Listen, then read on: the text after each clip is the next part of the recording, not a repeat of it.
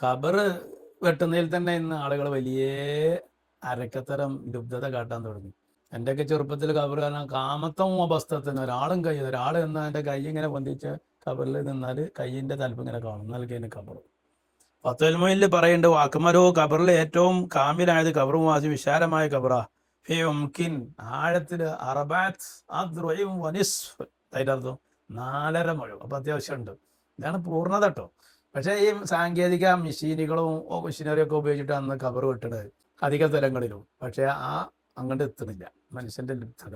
നേരെ മറിച്ച് നേരിട്ട് വിക്കാസ് എടുത്തിട്ട് കൊത്തി ഉണ്ടാക്കിയെന്ന ഖബറിന്റെ കാലത്ത് ഒരാളും കയ്യും എന്നുള്ള ആഴമുണ്ടായിരുന്നു.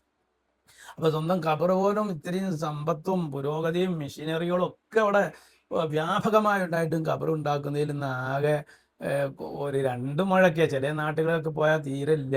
മുമ്പൊരു സ്ഥലത്ത് ഒരു ദ്വീപിൽ ഒരു സ്ഥലത്ത് പോയപ്പോൾ മയ്യത്തിന്റെ വെച്ചു, ഇതിന്റെ മുകളിൽ തന്നെ മൂടലിട്ട മയ്യത്തിനെ തട്ടി സ്പർശിച്ചില്ല എന്നുള്ള ആൾക്ക് 2 കല്ലുകൊണ്ട് പടുത്തുകാണ്ട് അതിമ മൂടലും വെച്ചു, പിന്നെ മണലാണ്ടിട്ടാണ്.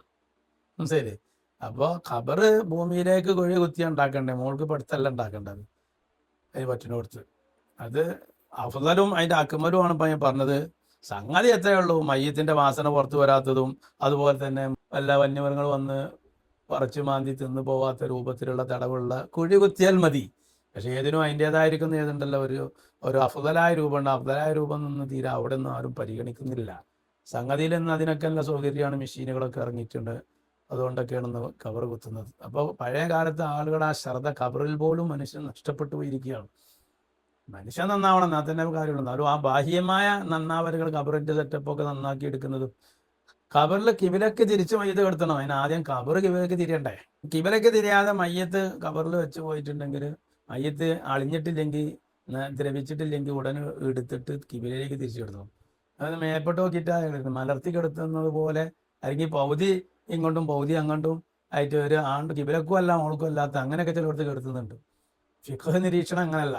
മയ്യത്തിന്റെ മുഖഭാഗം കിബിലന്റെ ഭാഗത്തുള്ള ചുമരുമ തട്ടണം നൽകുക. അപ്പൊ ഏതായാലും ചെരിഞ്ഞല്ലേ വരുള്ളൂ, നെഞ്ഞ് കിബിലേക്ക് പോകണം. അതിനാലും ഖബർ കളക്കുമ്പോൾ കിബില ശരിപ്പെടുത്തി ഖബർ കളക്കണം. അത് ബന്ധപ്പെട്ടവർ ശ്രദ്ധിക്കണം. തൊഴിലാളികളെ മാത്രമാക്കിയാണ് പോകും. തൊഴിലാളികളെ അവർക്ക് വേണ്ട പ്രകാരത്തിൽ ഖബർ കുത്തുകയാണ്. അത് വലിയ തെറ്റാണ്, കിബിലയിലേക്ക് തിരിയാതെ കിടക്കുന്നത്. അപ്പൊ ശരിക്കും പറഞ്ഞാൽ ഖബർ അക്മലായ ഖബർ എല്ലാ സ്ഥലത്തു നിന്നും അന്യം നിന്നപ്പോൾ അധിക സ്ഥലത്തു നിന്നും അന്യം നിന്നിരിക്കുന്നു. കുറഞ്ഞ ആഴയുള്ളൂ, കുഴപ്പമൊന്നുമില്ല. പക്ഷെ അതിലുണ്ടല്ലോ ഒരു അക്മലും അഫ്ദലും. അത് നമ്മുടെ അന്ത്യ വീടാണ്, അന്ത്യനിദ്രക്കുള്ളൊരു വീടാണ്. അത് അതിൻ്റെ വൃത്തിയിൽ ബന്ധപ്പെട്ട ആളുകൾ, മയ്യത്തിന്റെ ആളുകൾ, അല്ലെങ്കിൽ മരിക്കുന്ന ആൾ മരിക്കണതിന് മുമ്പ് തന്നെ അത് റെഡിയാക്കി ഇടുക. അതിന് തൊട്ടൊന്നുമില്ല, അങ്ങനെ ഇടണമെന്ന് പ്രത്യേക സുന്നത്തൊന്നുമില്ല.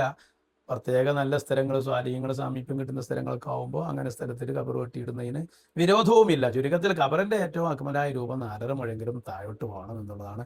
ഏതെല്ലാം സ്ഥലത്ത് ആ രൂപം വരുന്നുണ്ട് എന്നുള്ളത് നിങ്ങൾ ചിന്തിച്ച് നോക്കി കണ്ടുപിടിക്കുക. ഇല്ലെങ്കിൽ അക്മലായ ഒരു ഖബർ നമ്മുടെ അന്യനേതൃക്ക് വേണമെന്ന് നാം സ്വയം തീരുമാനിക്കുക, അതിന് പ്രവർത്തിക്കുക.